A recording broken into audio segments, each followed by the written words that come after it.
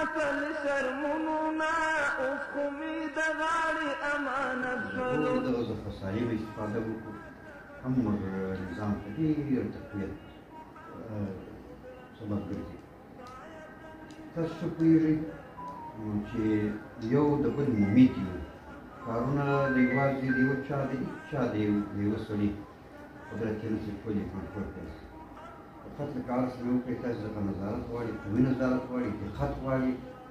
زیات توجه غواړي او داسې دلسوزي درڅخه غواړي چې سړی په هر شي باندې په هر هغه څه باندې چې راپاتې کړي هغه باندې خولیت وکړي او پر ځینو هغه باندې چې راڅخه لاس وکړي په هغه باندې اوښکې کړي هغه نه راغلي بیا هم موږ دا په دې باندې باور ده د دوی وایي د حکومت مال نه خوړل کېږي او چا چې وړي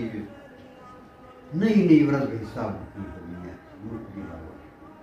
حکومت کله کله چې ته ورپام نه یې وخت شان چې کېږي بل وخت بیا ورپاسې ته د یو ګیلاس بیا نه کېږي دغه موضوع بیا نه خلاصېږي په خالد بن ولید په خپل وجود کې یوه ټاپه ورکړو له کابله هیاتونه تلو ورغلو ټاپه ولې ورکړه د څنګه ورکړه د چا ورکړه څه وخت استعمال شوې د اخري ټاپه چې ورسېږي دغه تاریخ راوړي یوې ټاپې کیسه نه خلاصېږي داسې کله کله حکومت شي ته جدي شي حکومت باید ګرفت وکړي د ځینو مواردو کې باید سخت ګرفت وکړي خلک ته لاس راونیسي